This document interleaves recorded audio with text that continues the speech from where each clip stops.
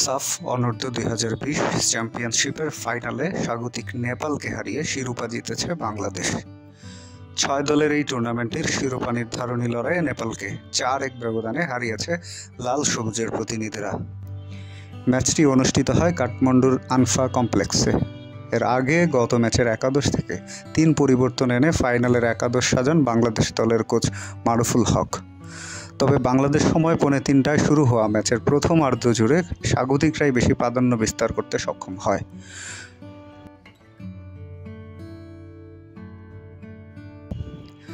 তখনও কি কেউ ভাবতে পেরেছিল বাংলাদেশ ম্যাচটি 4-1 গোলের ব্যবধানে জিততে পারবে?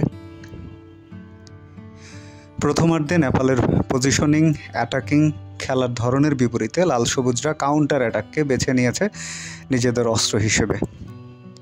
এরপর তেমন সুবিধা করতে পারেনি তারা। উল্টো নেপালের খেলোয়াড়রা বেশ কিছু সুযোগ মিস না করলে প্রথমার্ধের ফলাফল ভিন্ন হতে পারত।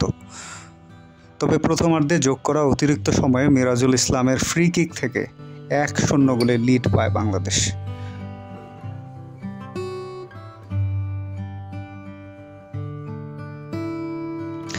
ম্যাচের 46 মিনিটে দুর্দান্ত বাঁকানো শটে গোলটি করেন এই ফরওয়ার্ড।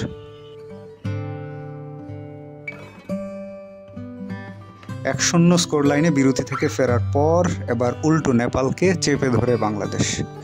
ম্যাচে আক্রমণ আরও বাড়িয়ে দেয় মিরাজুল রাহুলরা। 54 মিনিটে রাহুলের মাথা ছুঁয়ে আসা বলে নিজেও মাথা ছুঁয়ে জালে পাঠান মিরাজ। ব্যবধান হয় 2-0।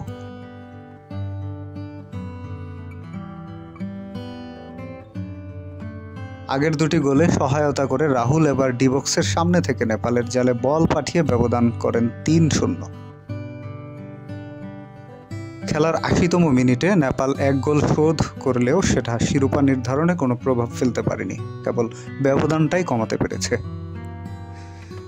আর নিয়মিত 90 মিনিট শেষে রেফারি 10 মিনিট যোগ করলে 95তম মিনিটে নেপালের কফিনে শেষ পেরেক মারেন পিয়াস নোভা।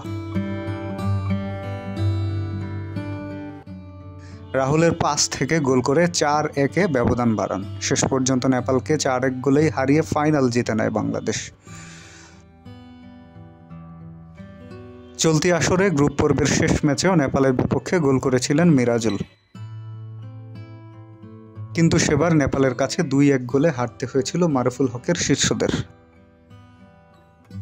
তবে ফাইনাল ম্যাচে তার ঠিক উল্টো চিত্র দেখা গেল। শিরোপা নির্ধারণী লড়াইয়ে ফাইনালকে প্রতিশোধের মঞ্চ বানিয়ে নেপালকে 3-1 গোলে হারালো বাংলাদেশ, আর জোড়া গোল করে ফাইনালের নায়ক বনে গেলেন মিরাজুল।